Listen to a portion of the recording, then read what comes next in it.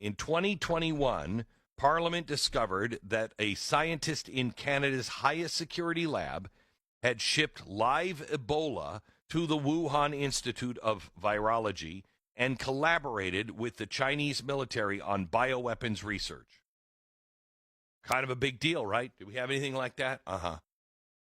So what happened in Canada? The House ordered the documents 4 times. The Liberal Party blocked it every single time. They sued, they stonewalled, they even called for a snap election to kill the investigation. So what is that? That's rule of law being violated and separation of powers being violated. Remember, those are 2 out of the 10 things that you have to have if you're going to be a free nation. 3 years later, the Auditor General exposed the almost $400 million in outright corruption. But again, Parliament, the Liberals, shut it down. Accountability, independent oversight violated. Then Trudeau resigned. And 1/3 of 1% of Canadians, the elite inner circle, handed the Prime Minister's office to Mark Carney. They tried to do that here when they tried to hand the nomination, and did hand the nomination, to Kamala Harris. While this was happening, the House of Commons stopped sitting for 8 months. So Canada was governed by executive decree. No oversight, no debate, no votes. Where's your representation? Separation of powers. Okay, that's not a democracy. That's rule by fiat. They weren't even in session. The elections, are they free and fair? CSIS confirmed China interfered in both 2019 and 2021, funding 11 candidates. Trudeau was briefed on this, and he did nothing. That's free and fair elections out the window. Liberal MP openly told people to collect a Chinese Communist Party bounty on a conservative candidate. No charges. Equal application of the law violated. The next election, 121 mail-in ballots went uncounted. In one, the vote was decided by a single vote. Elections Canada printed the wrong postal codes on the envelopes. In another, data entry errors, and that delivered a 327 vote swing to the Liberals. Trust in the election? Then 5 MPs flipped into the Liberal Party in 5 months, and convenient that handed the elections to the now majority, a 2-seat majority to the Liberals. Democracy by design, or is it democracy by manipulation? Do we see any of this happening here? Because, see, people blame this on the Republicans, but where are the Republicans in Canada? Why is this happening with progressive leadership all over the West? Once in power, they move to control what you see, what you say, and how you live in Canada. They invoked the Emergencies Act against the 2022 Freedom Convoy. They froze the bank accounts of protesters, their supporters all across the country. That's a silencing of free speech and assembly and property rights. 2 federal courts, including the Court of Appeal, ruled unanimous, unreasonable, unlawful, and a violation of charter rights to expression, assembly, and protection from unreasonable search and seizure. No national emergency existed. The government is still appealing to the Supreme Court, but the courts have already spoken. They acted without justification, and then they got away with it. That's judicial authority and rule of law. They passed a bill called C-18, the Online News Act. That forced Google and Meta to pay Canadian outlets for links. Meta blocked all news on Facebook and Instagram for Canadians. Google paid up instead of blocking, but the precedent was set. Government decides what information flows. Free press, information flow, controlled. That's not part of a free nation. Bill C-11, the Online Streaming Act, does the same thing to Netflix, YouTube, Spotify, forcing them under the thumb of Canada and their DEI quotas and Canadian content mandates. That's speech, that's cultural expression influenced by the state, That's not a free nation. They kept the carbon tax, despite 2/3 of Canadians opposing the increases. 2/3. Is that a democratic republic? They ended the visible consumer tax only to keep the hidden clean fuel regulations and industrial carbon tax quietly raising your fuel costs if you happen to be in Canada. Transparency. There's none there. They tried to mandate 100% EV sales by 2035, then replaced it with emission rules that achieve the same thing except through the back door. That's regulatory overreach.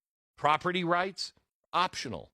In Ontario, Bill 212 lets the province ram through highway projects, override municipal bylaws, and force property owners out faster. No property rights. In Waterloo, the government secretly used NDAs and expropriation threats to grab 770 acres of prime farmland for a mega site.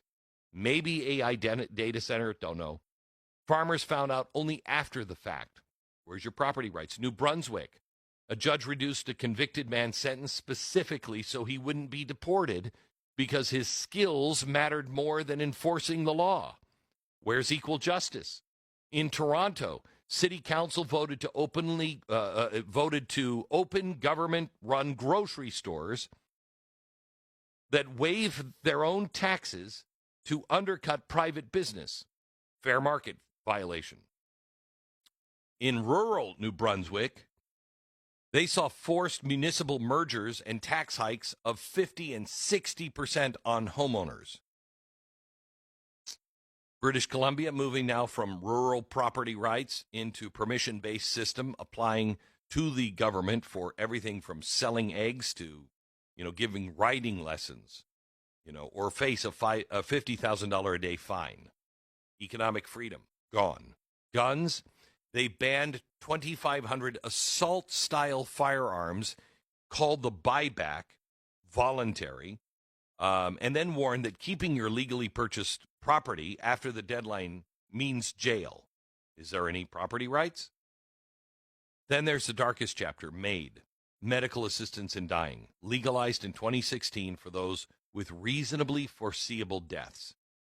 In 2021, they dropped that safeguard. 2024 alone, 22,535 Canadians requested it. 16,499 received it. 5.1% of all deaths in the country are now medical-assisted suicide.